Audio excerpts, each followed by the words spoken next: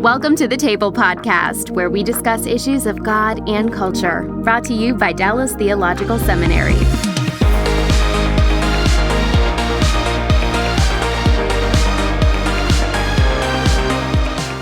Welcome to the Table. We discuss issues of God and culture. I'm Darrell, Bock, Executive Director for Cultural Engagement at the Hendricks Center at Dallas Theological Seminary.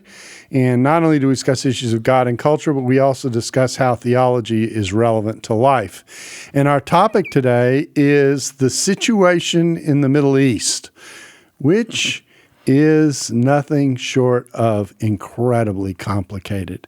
And my guest is Joel Rosenberg, who is probably known to most of you as an author of fiction, but what we're going to be talking about is not going to be fiction. No, it's going to be nonfiction. Yeah, exactly. And runs the Joshua Fund, and you're like the guy who has his hands in all the pies. You know what I mean? And we're trying to be a witness and a blessing to Israel and our neighbors, both from the humanitarian relief side, the strengthening the church side, the educational side to the rest of the church, and a media side, because so much of the media is so hostile to Israel and Jewish people and Palestinians that, so there's a number of things. So we're working on multiple fronts. So talk a little bit about the Joshua Fund and what you do, because I think that'll set a context for the conversation that we're going to have. Sure. So in 2006, my wife and I started the Joshua Fund, which the simplest way to think of it is a mutual fund. It's not literally for financial investing. It's for investing in kingdom work in Israel and the Arab Muslim world. Meaning, most people don't know enough about stocks to say, okay, I'm going to pick those 10 stocks and those are the ones in my portfolio. Most people are more comfortable saying, I want to have a mutual fund. Let people who are experts figure out how much of my portfolio should be in this stock or that stock or bonds or whatever. I trust these people, and I'm going to put my money there, and they're going to figure out the best way to invest to get the highest returns. And in that sense, we realize that most evangelical Christians in the United States or elsewhere, if they're going to give $25 a month or $25,000, they don't actually know mostly what's happening in Israel spiritually, or much less in the Palestinian areas or in Lebanon, Syria, Jordan, Iraq, or Egypt, to know how to invest wisely. Their instinct is, I want to help. I want to be a blessing to the local church. But they don't know where to witness. Help. They don't know how to help. But I wouldn't know the theology of. I don't even know the names of the churches or the pastors. I don't know their theology. I don't know if they use the money the way they say they're going to. If they're healthy. If other people in the land think they're healthy people. And so that's basically what our team does: is go and have a lot of coffee and baklava. We joke that that's our main line item in the budget: coffee and baklava. It's not really true, although in my case it looks like it's true. But it's building relationships in Israel and the Arab world, and getting to know them and saying, Lord, where do you want us to direct these resources? There may not be the only places to give, but that's where we were asking, Lord, show us where and how, so that the Great Commission is fulfilled, that the local church is strengthened, and that the local church has the physical and financial and spiritual capacity to be the hands and feet of Jesus, including humanitarian relief, including in times of war and terror. So over the last almost 18 years, the Lord has brought more than $100 million through the Joshua Fund to invest in local ministries. And so that the ethos is both and, that God doesn't only love Israel and the Jewish people. He clearly does, and he has a unique plan. But he also loves the neighbors, and he loves the enemies, and we're supposed to also. And so the last point on that is, it grieves us that too many ministries, obviously not all by any means, but many ministries who love one side are so passionate about that side that I think mostly it's inadvertent, or maybe a little careless, that they either don't talk about God's heart of compassion and love and mercy for the other side, or they speak at times derogatorily. So if you really love Israel, it's not a fan club. It's not a college football team that you're supposed to be so in that you take shots at the other team, right? God loves both, and it's not either or. And so for us, that's challenging. We understand why most ministries don't try to focus on both simultaneously, because the spiritual warfare and the complexity is very, very challenging. But this has put us in a place where we've built very deep, challenging but exciting relationships with Palestinian Arab pastors and their wives, Israeli Arab pastors and ministry leaders and their wives, Israeli Messianic Jewish pastors and ministry leaders. And then I don't get to travel as much to the neighboring countries because I am an Israeli. I am a Jew. I am a Zionist. So that sometimes is more challenging than our teams that work on that side can bear. And that's fine. I want to help raise money and let that money flow to those folks. I don't want to make their lives more complicated by getting to know me. So just again, to give you a feel for this, I mean, your involvement, and of course, I know your involvement particularly in this area through a trip I took to Egypt several years ago.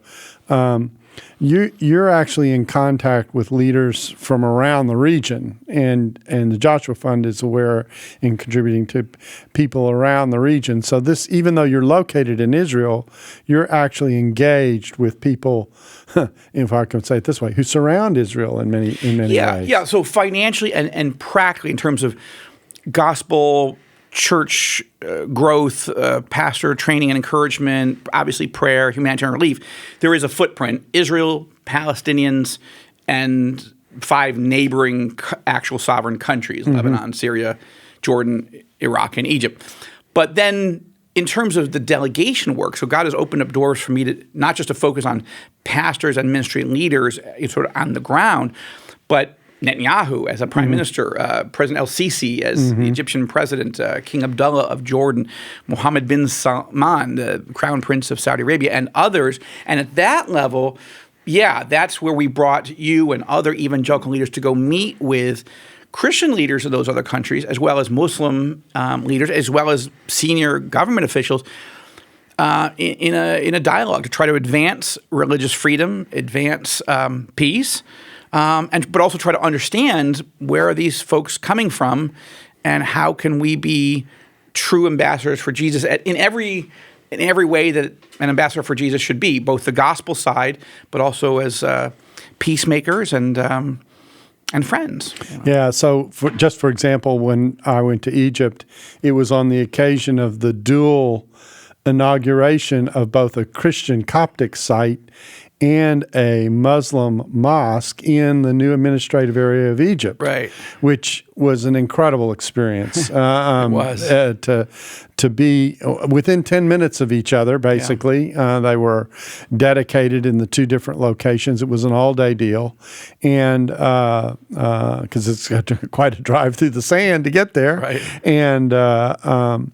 And so your engagement with kind of all the parties, if I can say it that way, makes it a different kind of ministry in some ways. It seems to me it is, and that is not by design. I mean, the fact that the Lord has opened these crazy doors—they're crazy. They don't make any sense. I'm not a billionaire. I don't have a political movement behind me. There's not an immediate, obvious reason why an Arab Muslim monarch or crown prince or king or president or prime minister would ask me either to meet with them at all, much less to come back and bring a delegation of other evangelical leaders to open up a dialogue. But that is what's happening. And the Joshua Fund itself has had to adjust to, is that a thing? Is that something we do, or is that something that Joel does over there? So yes, we have embraced it as a team, because what's happening now is it means from the poorest of the poor, with whom we're engaging through the local believers on both sides of the Israel and the Arab world, as well as at the spiritual pastor ministry leader level in Bible colleges, seminaries, but then at the political and even monarch level, that is not a normal set of things. The only guidance I really have, Billy Graham maybe of the modern era, who had the access as an evangelist, but to sit with the Queen of England or the King of this or whatever, because they were just so intrigued with, and you would be, why are so many people listening to you? But that's not true of me. Not that many people are listening to me. I'm glad that you are, and anyone listening to this podcast. But God has created an environment where the evangelical voice is clearly important in the United States, culturally and politically and socially. And that is intriguing Israeli and Arab Muslim leaders, and maybe they don't know anyone else to ask, and so they ask me. But God has put You're me the in one that. guy in Israel they can ask. He seems like a funny, interesting person, but Yeah, sure, let's yeah. start with him. And I guess, but the other side of it, I guess, is that it's allowing us to also talk about religious freedom issues and to engage people who you don't get in the room. Like when I brought a delegation to meet the Crown Prince of Saudi Arabia, he told us that you're the first Christian leaders in 300 years that the Saud royal family has invited into the palace. That's not normal, obviously. Yeah, right. But as we began to define terms, I asked the Crown Prince, I said, I'm guessing, is this true that the term evangelical is not used much here in the kingdom? And he laughed and said, no, it's obviously the epicenter of Islam. And no, we don't talk about evangelicals much. I said, well, I've got an ordained pastor as part of our delegation. Could he just take a moment and explain what is an evangelical and what do we believe? Now, that sounds like a lovely, normal sort of stage-setting conversation, but that's a pastor from Albuquerque, New Mexico, sharing the gospel of Jesus Christ, crucified and resurrected, with the future king of the center of Islam. That itself is not normal, but God is opening these doors. And so Billy Graham is maybe, it's not directly applicable to me, but it's, I've read a lot of books about him. I've talked to a lot of people that know him and knew him as to try to get some sense, but also, of course, the Apostle Paul, right? He was told through Ananias, but the Lord was saying, you're going to be the witness for the Lord, right? To the Gentiles, to kings, and to the sons of Israel. Well, that's quite a comprehensive ministry portfolio. I wouldn't claim that. I just mean I'm trying to be a good steward with the opportunities I've had. And most recently, just before this war broke out in Israel, I was invited by the number 2 most powerful official in the Palestinian Authority. Sight unseen. I didn't ask for the meeting. I wasn't even praying for the meeting. I mean, in general. Yeah. But Sheikh Al-Hussein invited me to go to Ramallah. I took another Jewish believer with me. And that was a 2-hour meeting. And it was, there's not much we agree on, but it was fascinating for him to sit and want to sit with 2 Jewish, Israeli, evangelical followers of Jesus.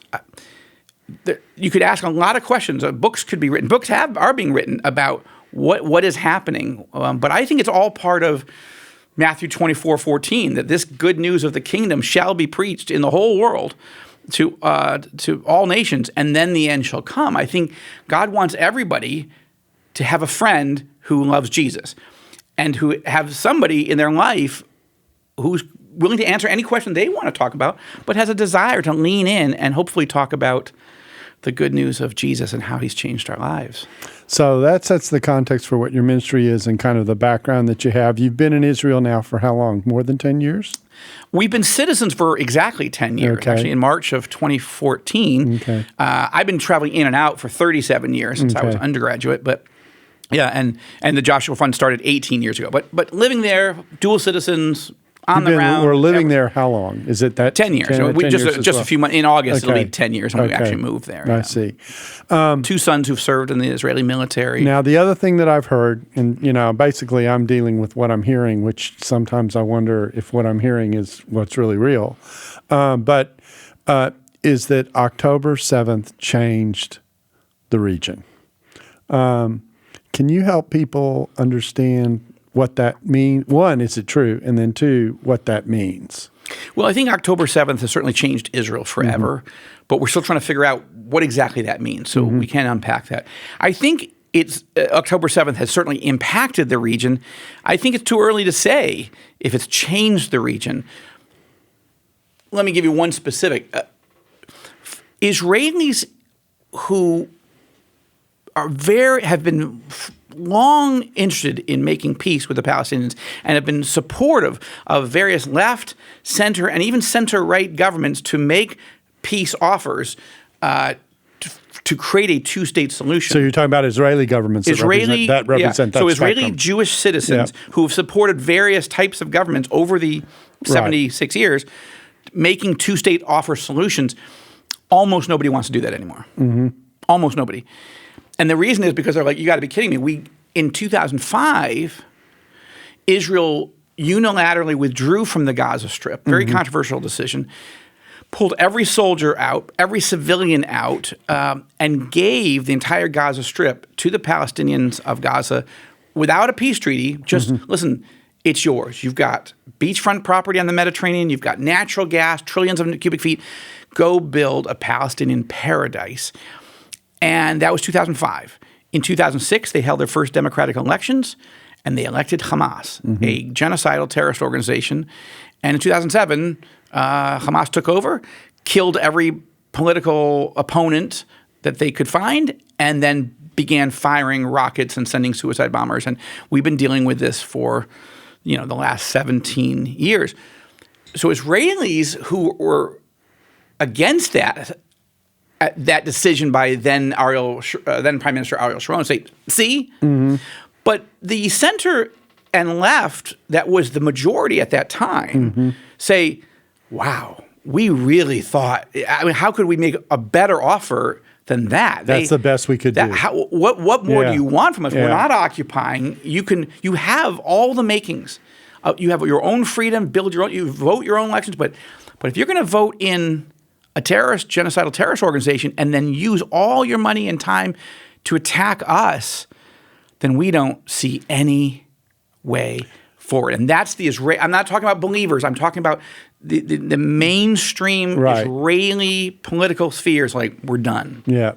So the way I sometimes explain this is to say, that there was an effort to get along and try and pursue peace. The Abrahamic Accords is a start. I mean, the movement towards Israel, even going as far back as Anwar Sadat, here he made this move. Look what that got him. But has always held. That's right. That's right. And so you had this, for lack of a better description, the intifada's that led to the building of the walls and the trying to contain the violence. Right. My explanation for October 7th is October 7th was viewed as the failure of a containment policy, and that the only choice you had now was to make the choice to eliminate the cause of all the violence, and that's the way Israelis see it. Is that yes, fair? Yes, that's fair. And the reason it's fair in terms of that's how Israelis mostly see it, which is because they would say, when we gave the land back to the Palestinians in Gaza in 2005, there were no walls. And then they started sending suicide bombers in. So then we built a wall. And so then they started firing rockets over the walls. So we built the Iron Dome system to shoot down the rockets so we wouldn't have to invade. Then they started digging tunnels to get under the wall and send terrorists. And then we had to start building ground-penetrating radar and metal plates that would go down a mile or whatever. And then they still found a way to blow up our wall on a Jewish holiday, on a Sabbath, October 7th, and kill 1,200 of us, butchering us, putting babies in ovens, chopping people's heads off, raping women. So there's no way to stop these people. We have to invade and we have to destroy, not the people, but the Hamas terror organization. Unfortunately, the most recent poll as of December shows that 75% of Palestinians, and this was by a Palestinian pollster, it's not even not by an Israeli, 75% of Palestinians support enthusiastically the invasion and slaughter of Jews by Hamas on October 7th. So this is, again, reinforcing a view by Israelis. Like, there's no living with these people. Like we even supported the Trump two-state solution 3 years ago, whatever that was. And they still want to kill us. So this is the way almost every Israeli sees it. I'm not saying there aren't still two-state solution holdouts, but they are fewer and farther between than there ever has been. And remember, the country started by atheists, socialists, agnostic, pretty much a peacenik. Almost by American standards, you'd almost say like a hippie 60s. Like, we just love everybody, and we'd like to figure out a way to get along. Yeah, you have this part, we'll have that part, and that's the partition plan, right? The vote in the UN, November 29th, 1947. The world voted and said the Jews will get some of the land, but the Arabs get most of the land, starting with Transjordan, which was determined before 47, and then pretty much the rest. Jews were not happy with that division, but they're like, all right, at least we get a land, and it's sanctified. It's legitimized by international law. We got recognition. Yeah, we're now a real country. Yeah. And what happened? 7 Arab countries invaded the day after we announced independence on May 14th, 1948, and tried to kill us in the cradle. So, but even still, there was, it's taken 76 years to pretty much kill off the peace movement in Israel, because Israelis, we say hello by saying peace, shalom, right? We say goodbye by saying peace. I mean, it is deeply ingrained. We just want to live in peace.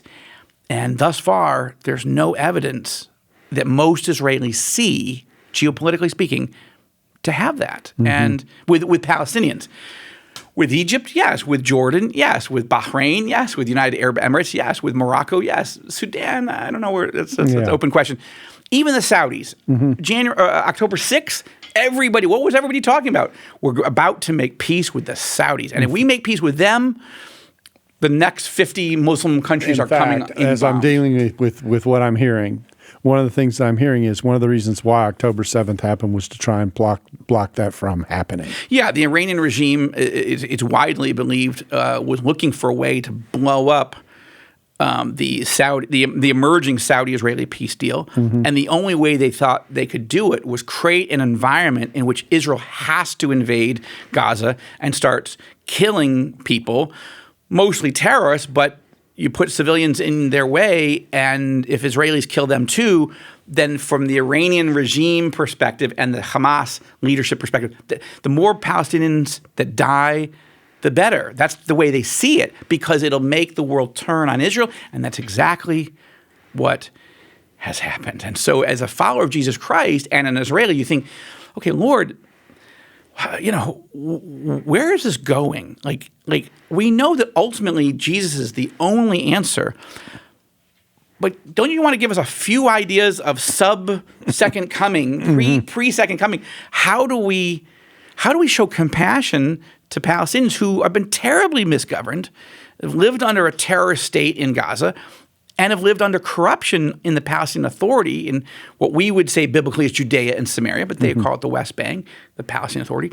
89%, 9 out of 10 Palestinians in the West Bank want the Palestinian Authority President Mahmoud Abbas to go today, tomorrow. Why? Because they believe he's corrupt and ineffective. And by the way, Mahmoud Abbas is serving the 18th year of his 4-year term. And so Palestinians can't stand him and want him to go. This is the world that I think many evangelicals who love Israel have really got to process how painful it is to be a Palestinian, how lonely it is. Not every Palestinian supported blowing up airliners or kindergartens or cafes. That's allusion to Infatadas, over all these years. Yeah. But when you see that 75% of Palestinians currently enthusiastically support the savage butchery, the genocidal attack on October 7th by Hamas, then you think, well, this is a super majority. So how do you love and show compassion? That is our mandate. Set aside Israeli foreign policy. Set aside American foreign policy.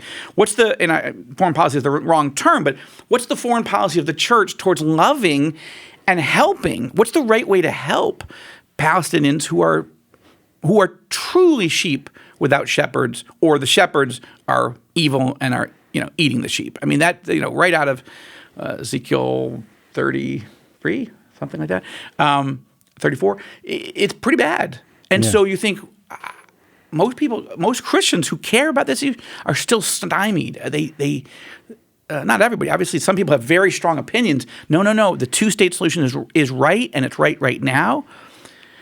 But even in the fairest conversation, I think you'd have to ask, well, when you've got two parts to what would be the state, Gaza and the West Bank. Gaza has been controlled by terrorists. They voted for terrorists, and that's, now you could say, well, they haven't voted for 17 years. True.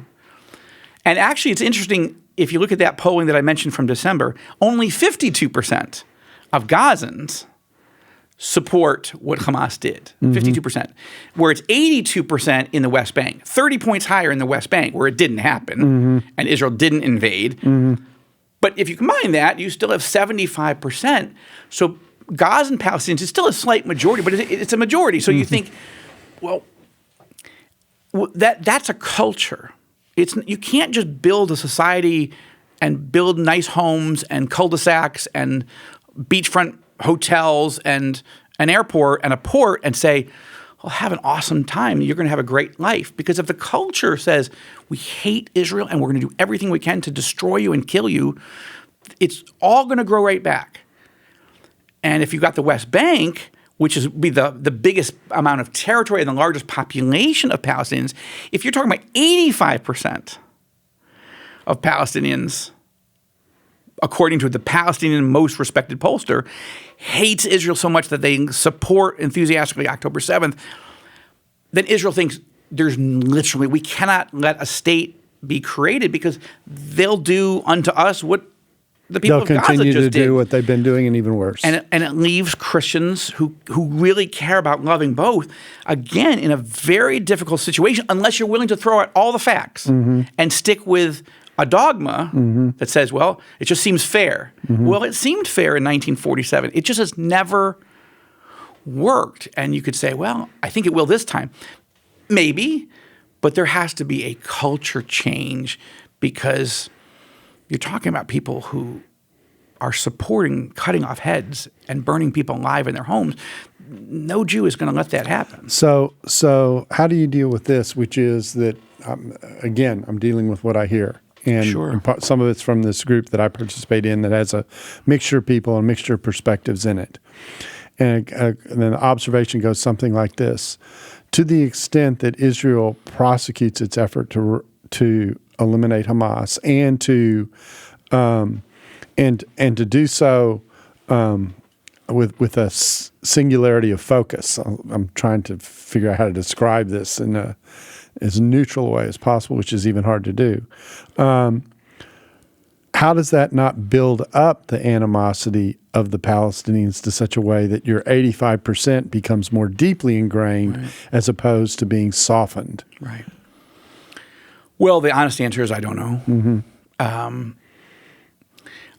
don't think that America's first thought after 9/11 was, how do we make the Afghan people love us? The first question was, how do we destroy the very movement that's trying to do this, and we'll do it again and again and again if we let them? It didn't mean we shouldn't care about what Afghanis thought. And over time, we tried to figure out how to help them build a democratic society, right?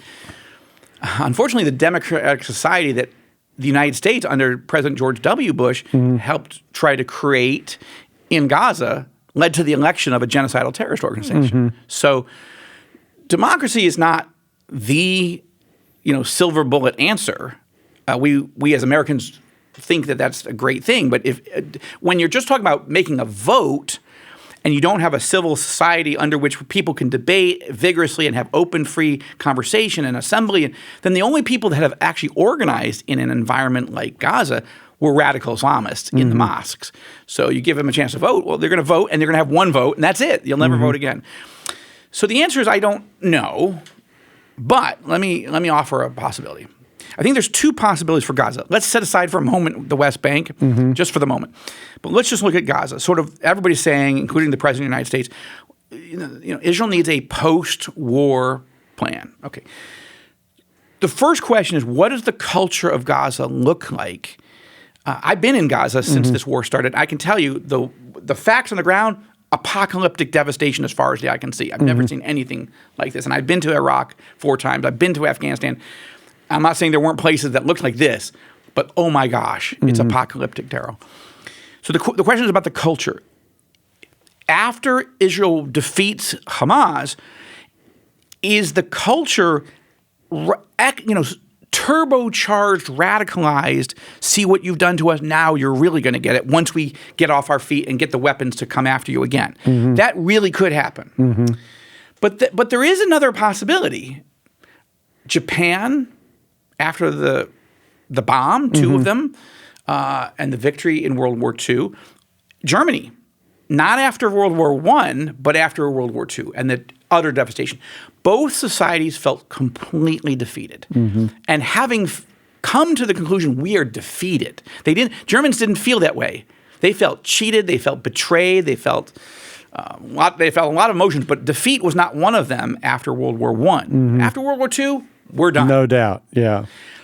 And so what it created were peaceful societies that were grateful for the Americans who wanted to help them try to rebuild and become healthy, normal, 21st century nations.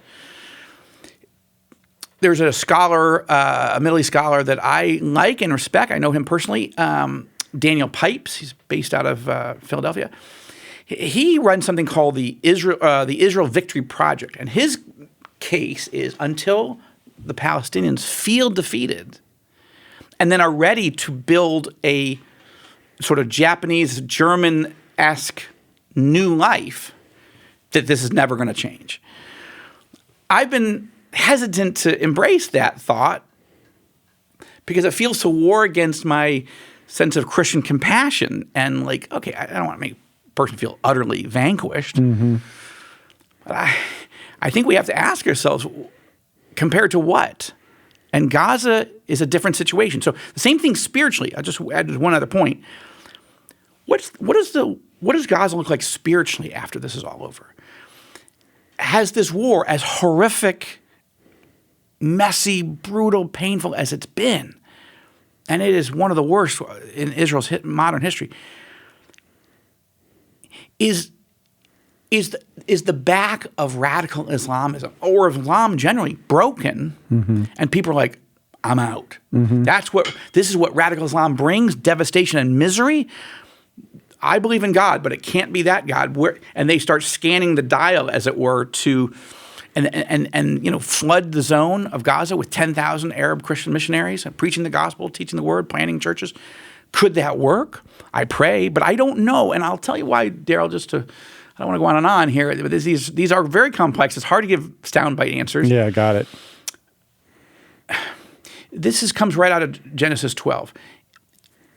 The people of Gaza, being perfectly frank and painfully candid, have been cursing Israel for 76 years. There is a consequence. Now, we as Christians aren't supposed to be rejoicing in judgment. I believe this is a judgment. Could the judgment come with then mercy after it and a new birth? It could, and I would love it too. But right now, I think there is a price to cursing, not just disagreeing with Israel. But if they had built the ideal Palestinian paradise that they could have had in 2005, 6, 7, they would now be the model for the West Bank and say, listen, brothers and sisters over there, you don't have to live in poverty. We just showed how you could do it differently. And we learned from Dubai. We learned from Singapore. We learned from Bahrain and other countries. Do it our way. But instead, the West Bankers are looking at Gaza saying, that's the model. And you're like, what? What model? Killing Jews Defiance. Savagely. Yeah. Okay. Well, where do you go from there? My way of saying this is to say it's hard to negotiate at the peace table when you have one party that isn't interested in peace. Well, their definition though would be peace without Israel. That's my point. Peace next to Israel. That's my point. Exactly That's precisely my point. In other words, when the whole point of you shouldn't be at this table. In fact, we would like to have you not be at this table. What do you negotiate? I mean, it just so that's hard. All of this to say, in the midst of it, however, that the amount of devastation that we've been seeing, and which the world sees, has put Israel in a very difficult place in terms of global. I'm going to use a PR term, which is crass, but in terms of global branding. Yeah, absolutely. And to me, that is a challenge that Israel faces because the less sympathy she has globally, the more she has to go it alone. Yeah. Look, this is the evil genius of the Iranian regime. They were looking at their toolbox and thinking, what tools can we use to derail this rising brand where Israel actually is welcomed in the region and is making peace with everybody, and pretty soon is going to be making peace with the rulers of Mecca and Medina. If that happens, and everybody's celebrating Israel's technology and economy and the stock market, and they're making peace with everybody, and even Bibi is a peacemaker. That was Iran's worst case scenario. I actually wrote a novel about this. It was called The Jerusalem Assassin several years ago, in which the Saudis sent a back-channel message to the U.S. administration saying, we're ready to make peace, but we need you to sort of prod us into it. We want to make peace with Israel. So could you call, Mr. President, American President, could you call a sort of a peace summit in Jerusalem? And we'll reluctantly attend, but we're ready. And so, but what happens, I won't give the whole novel away, but in The Jerusalem Assassin, it's Iran and Iran's proxies that come out of the woodwork to try literally, figuratively, and in every other way, blow up the peace process. Because Israel making peace with the Saudis is the ultimate mother of all peace deals, because it sends... It gives the good housekeeping seal to any other Arab or Muslim society to go, look, you don't have to agree with Israel on everything. You can still care for the Palestinians and want a good life for them. But we're playing ball with Israel now, and if the Saudis are doing it, let's do it too. And that's what Iran feared so much. And the evil genius is we are now... the President of the United States, it wasn't the President, it was Senator Chuck Schumer the other day, is saying Israel's becoming a pariah. That's from the highest-ranking Jewish elected official in the history of the United States. I don't agree with him, but I understand what he's saying. He's calling for regime change, by the way, in Israel rather than Iran or Russia or China. But when you have a Senate Majority Leader who's Jewish saying that the Prime Minister of Israel, democratically elected, is creating a pariah state, Iran is, I don't know if the Ayatollah can do cartwheels at this age, but inside he's doing cartwheels. President Biden and Senator Schumer are giving an awful lot of language that helps the case that Israel under Netanyahu, which means basically Israel, is horrible, and nobody should really be doing business with us. That's my country. That's where that's where I live, and I know that prophetically we're heading towards a time where no country will stand with Israel, right? When we get to Ezekiel 38, 39, and the war of Gog and Magog, no country comes to Israel's rescue. And of course, we see that in Zechariah, we see it in Revelation. There's going to be a point in which nobody wants to stand with Israel. We're not there yet, but we're seeing tensions in Washington over how do we stand with Israel. And right now, the United States veto at the UN Security Council is the only thing that's keeping the rest of the world from condemning us and beginning to put sanctions on us. And so it's a very dangerous moment for Israel internationally. And this last point on this, which is when it's difficult in terms of media and Israel's on trial for genocide at the World Court and the UN is condemning us all the time, it makes many evangelicals or Christians of other theological persuasions start struggling. Do I want to even be identified with these people? Like, why should I stick out my neck in my conversations with my friends or my family or at work? I don't want to defend Israel. I can't defend it. And that starts to isolate Israel and Jewish people even more, which, yes, is prophetic, but isn't something that we as evangelicals should be promoting or excited about. So how do you stand with your friend, even if you think, wow, Israel's right to try to destroy Hamas, but they're going about it all the wrong ways? That's a fair argument. Saying that Israel is genocidal is not a fair argument. Right. I actually think that distinction's important.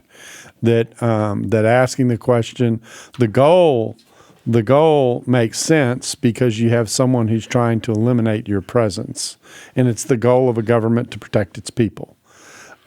But the challenge is, how do you actually execute that goal in a way that doesn't play into the hands of the people who are trying to isolate you, because that's what they're trying to do with this.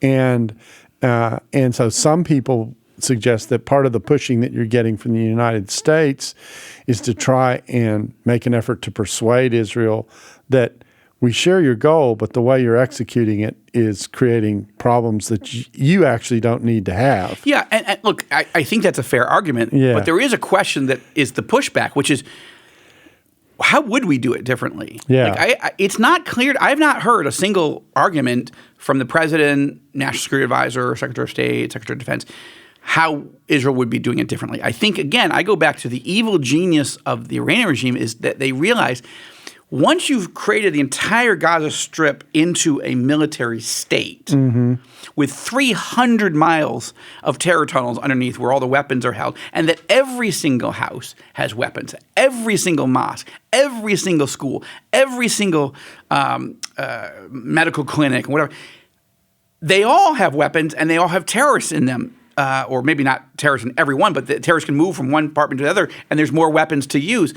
That's what is the situation. Once you've built that, Israel starts moving in, and they literally have to deal with every single apartment. How can they be selective? Well, and when you created a human shield strategy in which Hamas surround, where do they fire the missiles from? Kindergartens filled with children. So we have to tell the children to leave, but then the Hamas people sometimes don't let them leave. And then we have to think, all right, well, we're going to have to send ground forces in. And then we take over an apartment building next to the kindergarten, but that's all booby-trapped. And so all of our soldiers are dying up and down in that building. So they decide, leave the building and just bomb the building. But, and then that creates television images on NBC, CBS, ABC, BBC, and of course Al Jazeera. See, the Israelis are just bombing indiscriminately. So the evil genius is that the Iranian regime has strategically created a way to checkmate us by doing our legitimate right of self-defense. Because self-defense, when the entire Gaza Strip is militarized, looks really bad. And I actually don't know. I'm waiting to hear an argument of, well, how would we be doing it differently? And I haven't seen it. I'm open to that idea. I'm sympathetic to the idea. But I've never heard somebody who charges me with that or charges Israel with that make the case for, well, just tell us what are those options. Let me add one other element to this that I think is important, and that is the position of Hamas about the way Palestinians are utilized, and I'm going to use that phrase purposefully, is that they turn those civilians who are lost into martyrs and do so consciously. There was a report run on CNN about 6 weeks into the war, which I sent to some of my colleagues, in which they interviewed Hamas people who were talking about the level of civilian casualties. And basically what the Hamas leader was saying was, well, these are people who are sacrificing and engaged in martyrdom for the cause that we are espousing. So they have it both ways, okay? On the one hand, they say, isn't it terrible that all these civilians are losing their lives? But on the second hand, if they lose their lives, they're martyrs, and we're willing to honor their sacrifice for the cause. Yeah. That's a tails I win, heads you lose operation. No, that's exactly the situation we're in, and it's prophetic. Whether it's in our generation that we're going to get to the point where the entire world turns against us, I hope not. But the first question is the church going to turn against Israel and the Jewish people who have a legitimate need, much less right, to self-defense, keep giving and offering deals of every possible stripe to the Palestinians who keep rejecting them, and then commit genocide, and then you ask them, do you support what they're doing? Absolutely. Well, then show me the pathway to a two-state solution, a pathway to peace, short of the millennial kingdom. I hope there is one, but so far, this is the most intractable problem on the planet. And so the level of mistrust that exists, really going both ways, is because of a history that is 76 plus years old. Because you can talk about what happened in 1948, but the grievances go back even 100 further. years before that. Exactly right. Makes this, I always refer to the Middle East as the most tangled web, or sometimes I refer to it as a dual cul-de-sac, in which each side is creating an environment for themselves that only keeps them going in circles, and there's no way out. Or at least it's hard to figure out a way out. And you start with the psychology of Palestinians and Israelis are both.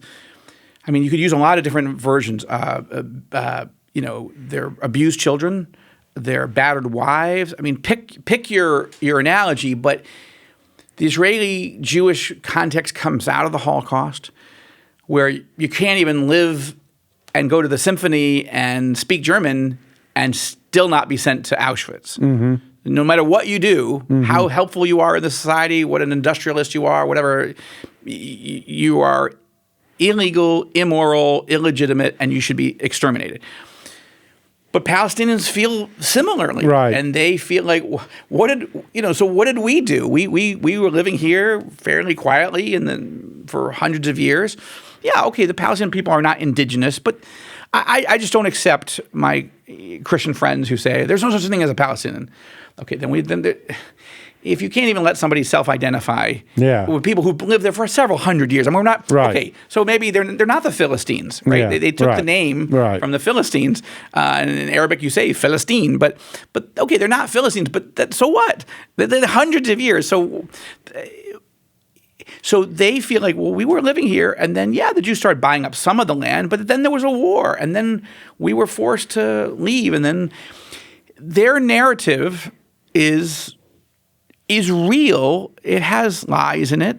It has inflation in it. But the pain is real. Mm-hmm. I've never met a Palestinian. The displacement's pretty real. The displacement's real. Yeah. So if you're immediately willing, if your goal as a Christian is to dismiss the emotional pain that two groups of people are in that gets worse with every generation, there's no way to show love and compassion. So you have to start with that love and compassion. Now, I don't think that love and compassion means that you throw out the scriptures and say, well, no, there's no such thing as God saying, this is a land I'm giving you. Mm-hmm. You have to be kind to your neighbors. You have to love your neighbors. You have to, but yes, there is. So I don't accept that for me to show love to my Palestinian Christian friends, I have to throw out the Bible. Mm-hmm. That's never going to happen.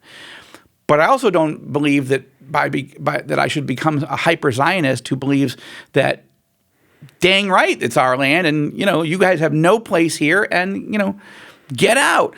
And I don't see how that's biblical, and I don't see how that's compassionate. It's not what Jesus was talking about. So, but going back to the complexity, so then how do you live? Mm-hmm. How do you live with? Yes, Israel has. It's not even a right. We forfeited our right when we got exiled, and we never repented. Mm-hmm. God mercifully brought us back. We don't really have a divine right to be living in that land, but we have a divine calling, and the prophets told us we would go, and we're there. I don't excuse. I said it earlier, so I want to make sure I'm being clear, especially to my Palestinian or other Christian friends who are going, okay, now see, but let me just say this. I did say earlier, Israel keeps offering deals, and the Palestinians have really rejected all of them, except for the Oslo Accords in the early 90s. But the Oslo Accords led to suicide bombing, so it's not like it worked perfectly. But it was supposed to lead to a state, but suicide bombings caused everybody who supported Oslo in Israel to go, no, we're not doing that. I'm not saying that everyone – so when I talk to my Palestinian friends, they say, yeah, but each of those offers, look at the offer. That was not sufficient.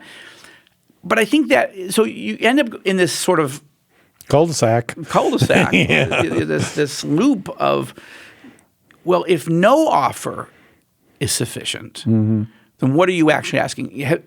Show me the Palestinian offer. What's the plan that the Palestinians have ever put on the table? What will it take for us to be able to live together? You give me this, and we are done. Yeah. It's never been offered.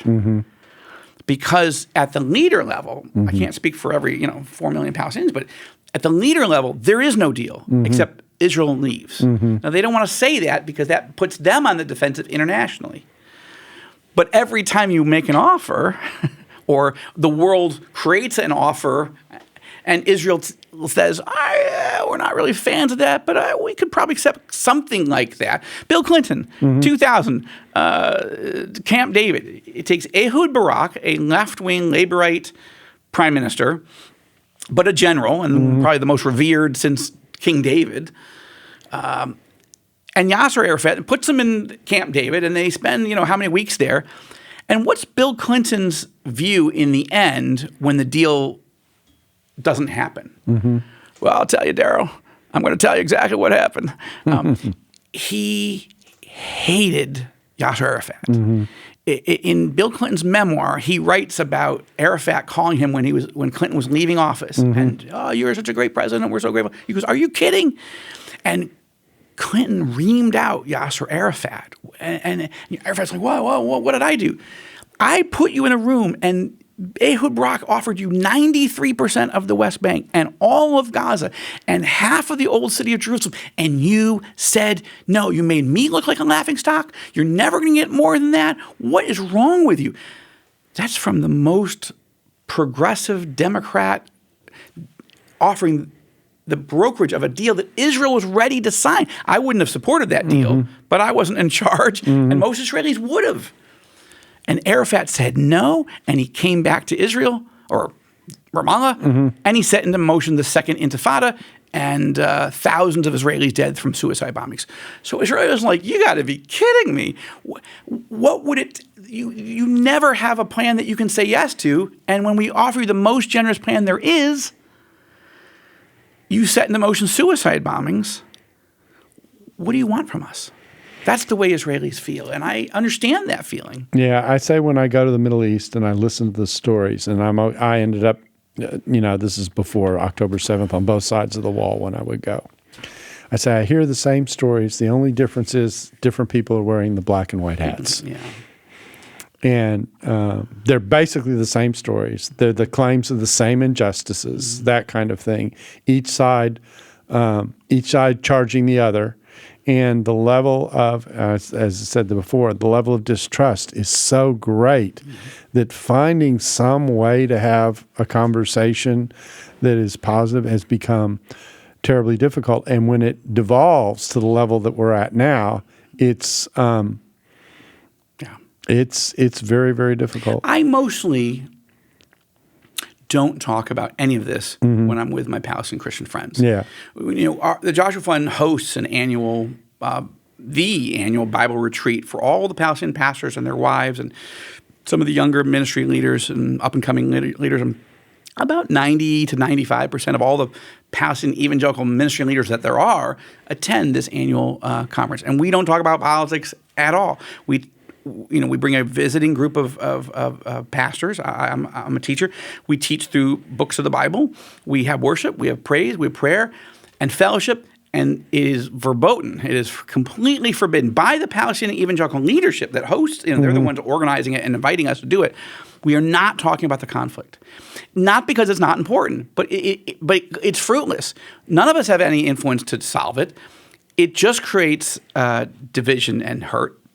You can go off and talk about it on some other weekend, but this weekend is about just being with Jesus and with each other. We have found that very healthy.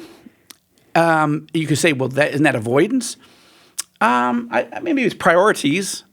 We can talk about it. And believe me, people have taken me aside and can we go have dinner or lunch? I'm willing to listen to everybody make all the cases.